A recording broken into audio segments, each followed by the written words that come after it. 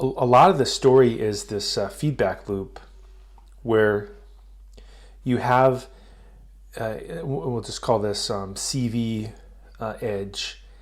And many people are talking about this computer vision at the edge because it solves a lot of problems. And one of the problems that it can solve in particular is the device can live next to where the problem is being where the problem location lives. So for example, if it's a car that you need to read the license plate, the computer edge division device is able to be right next to it. And then the feedback loop would be that a lot of times you can use AutoML systems. So you can use AutoML, and then that AutoML system will train a model, take that model and create a, let's say a TF Lite version of it. And TF Lite is stands for TensorFlow Lite. And then once this TensorFlow Lite model is created, you can then put it onto a device, a physical device. And this could be, let's say, the Coral device that I mentioned earlier, Coral AI.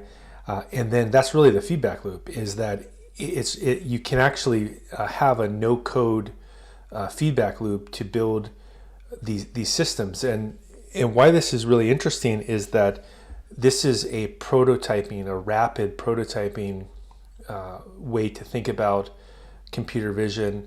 And so instead of just building things with your own machine learning code and going through and taking a long time to do it, you could actually check out the feasibility of the problem before you spend a lot of time on it. And this is, I think, a really important concept, is that just like if you're going to maybe build a house or redesign your yard or something like this, you need to look at what you're building first. And so I think many people get confused about these AutoML systems, and they even get upset because they think it's taking their job, or it's eliminating some technical work, but it's actually a different tool.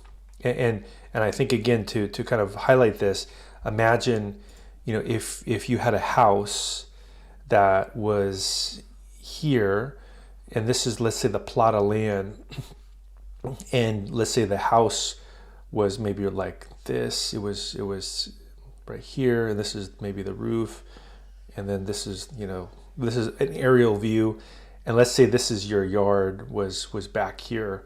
This is the yard.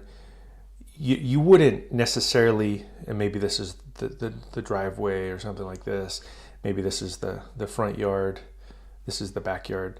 So if you were going to, let's say, design the back of your house here, you wouldn't necessarily just start getting back there with shovels and start digging up the backyard and just experimenting, right?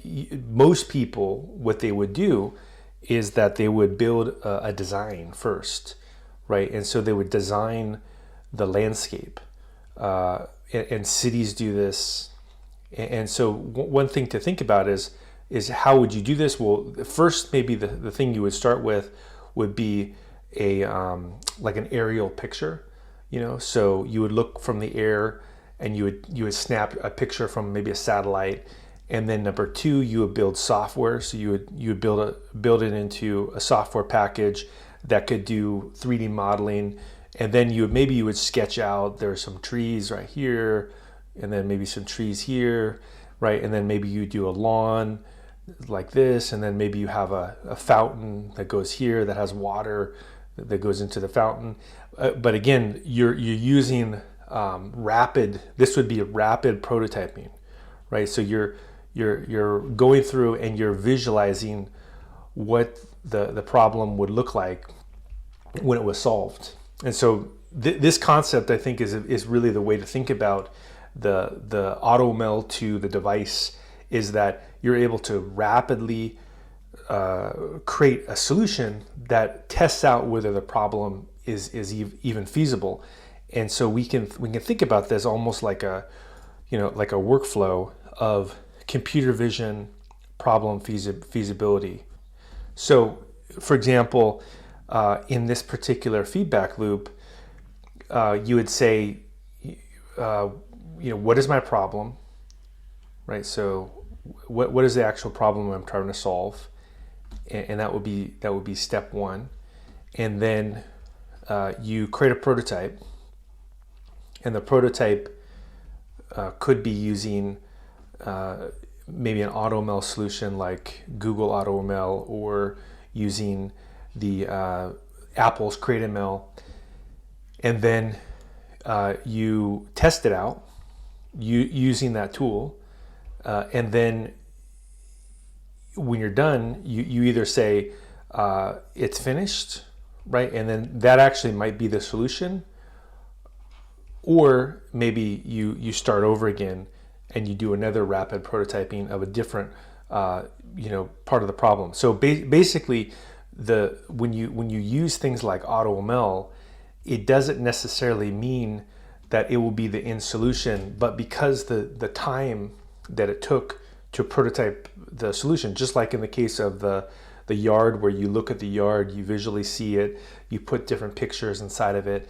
It's the same thing, which is that you're able to rapidly prototype and look at the feasibility of a problem. So I think this is not necessarily looked at enough in terms of why people use AutoML, especially with computer vision, is that they're actually it's helpful to a more advanced solution because of how quickly you can build something out and see if it works.